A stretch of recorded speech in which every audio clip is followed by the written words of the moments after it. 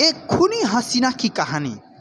मुंबई के पोश इलाके में एक बड़ी सी हवेली थी जिसे लोग खूनी हवेली के नाम से जानते थे। इस हवेली की मालकिन थी स्नेहा, एक खूबसूरत और तेज तर्रार महिला जिसकी हंसी के पीछे छिपी थी एक खतरनाक साजिश।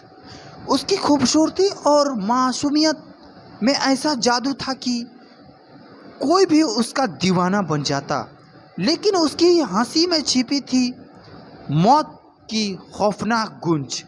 स्नेहा के बचपन में कुछ ऐसा हुआ था जिसने उसे प्यार से नफरत करने वाला बना दिया।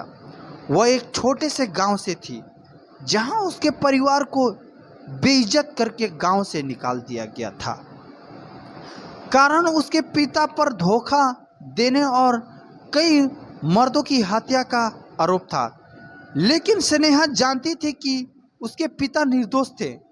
उस दिन उसने कसम खाई कि वह अपने परिवार की इज्जत वापस लेकर रहेगी, चाहे इसके लिए उसे कितनी भी जानें लेनी पड़े।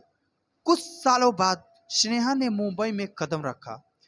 उसकी सुंदरता और चालाकी ने उसे जल्द ही बड़े बड़े बिजनेसमैन और राजनेताओं के करीब ला दिया।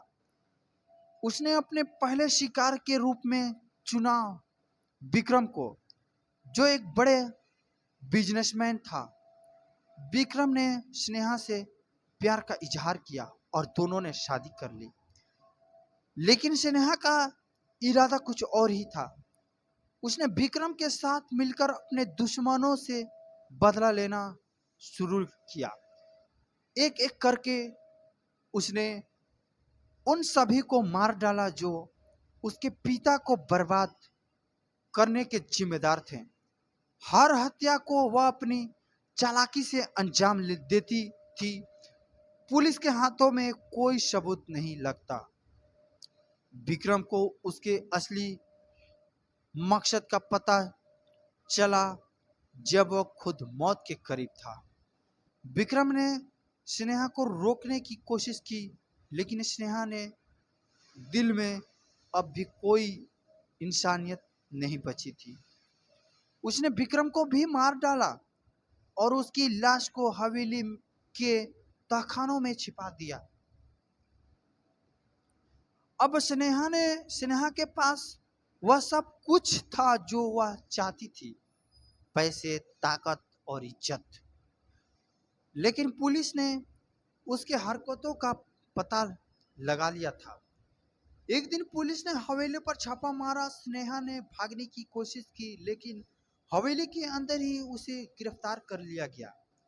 स्नेहा को जेल में डाल दिया गया, लेकिन उसके दिमाग में अब भी बदले की आग जल रही थी।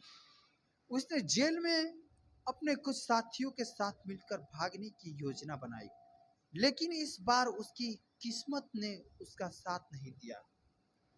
पुलिस ने उसे जेल से भागते हुए पकड़ लिया और अदालत में पेश किया।